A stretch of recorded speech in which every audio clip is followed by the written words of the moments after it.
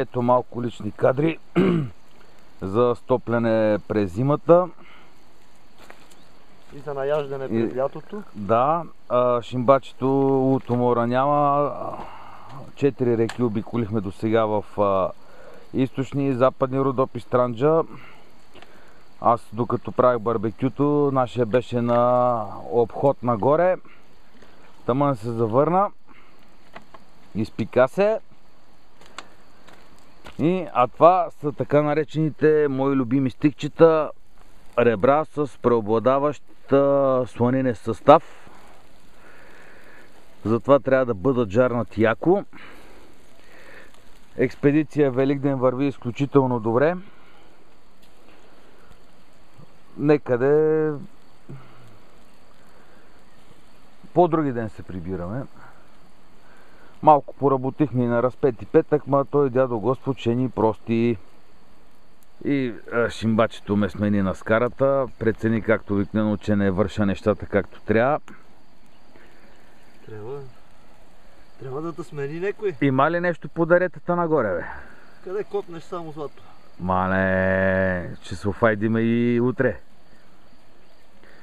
Така, другари софиянци, специално за вас е поздрава. Не се отчаивайте, това там съм го сложил да се пуши. Не, че реките по София, т.е. не, че вашите пособия не стават, просто реките по София си немат както тук. Идвате и почвате.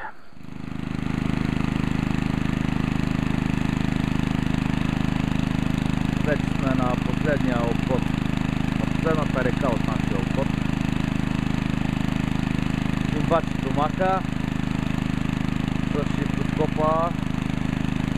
Всичко се вижда идеално, даже и при леко замътнена вода. Измихме вече преди 2 часа. За първи път добре се отчита и тази река. Общо взето по цяла Южна България или Северна Гърция, Северна Турция, както едни викат на тази част от страната, важат всички закони и теории на златодобива. Вътрешен завой, вътрешен, скали, подложка, джоб, цепки, мепки и така нататък. Сигурно за последно преди нас са родили траките и след това сме ние. И трите реки, които обходихме, ни оставиха тези впечатления.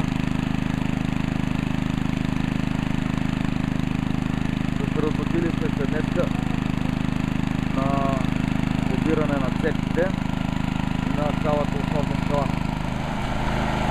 И минахме вече около 30 метра от реката.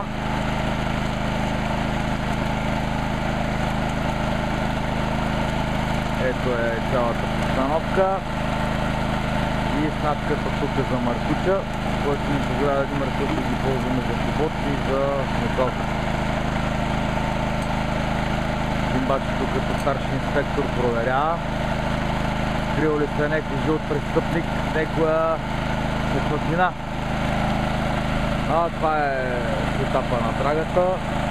Ето го и успокоителя. Върши страхотна работа. Значи горе-долу това беше и обема на водата, височината на водата подава на 30 см драга.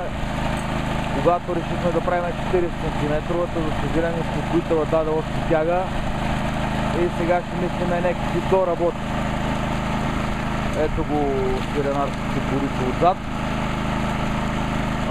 Тестовете показаха при първото му запълване, че изпускаме 2% от видимото и то главно дребно и люскаsto. Всичко е по американски образец. Миньорския мъх е с просвет 30%. Колегите на запад работят обаче с 5-8 инча височина, България няма такъв и затова сме на 15 мм. Малко по-високо от тях миньорски мъст.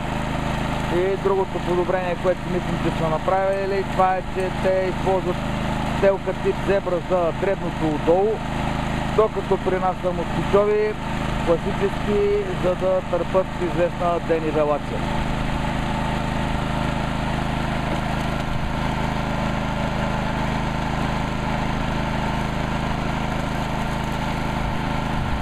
Ако помпата се вдигне на максимални обороти, мисля, че тя е, както знаете, 2 кола и се може да захранва една прилична драга от 4 метра на дължина на 50 см широчина.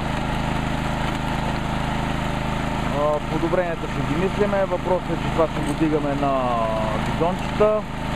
Даже тръбите са готови. Намерени са 20 мм, 20 см. Ме се строят даже 22 см вътрешно. И ще си паркорим по реката на газа с вързана драгичка. Има ли, бе? Ей, Шимбаче, има ли? Орехи има. И ето го изгледа през шифтоскопа. Много полезно устройство. За съжаление сега държа и камерата, Шимбачето отказа всеки съдействие. Сега дърга камерата, дойде шифтоскопа. Нямам трета и четвърта за смукалката и евентуалното ръчкащо устройство, отверка или кой каквото има под ръка. Насладете се на малко артефакти, които намерихме по време на експедиция Великден. Има и фусилче, неква монета, която предполагам си е шайба, нали, Шимбаче? Шайба. Шайба, Тракия беше. Тук е едно фусилче. Тук е някакъв неизвестен метал тел.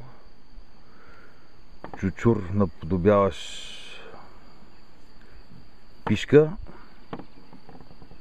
И според мен това е някаква мерителна работа, защото е разграфено от бронзе. А това е дневният добив. Оп, пари. Чакай да е макрото.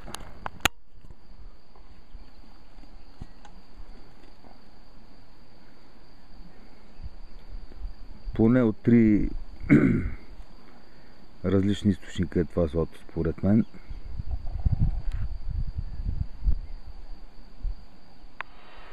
Шимбаче, какво правиш, бе? Последната вечер... Духам. И дойде най-сладкия момент на делбата на...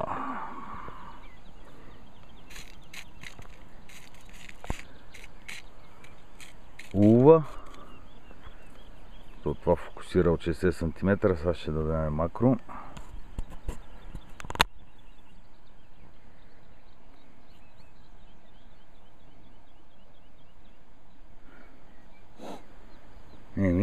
Това е.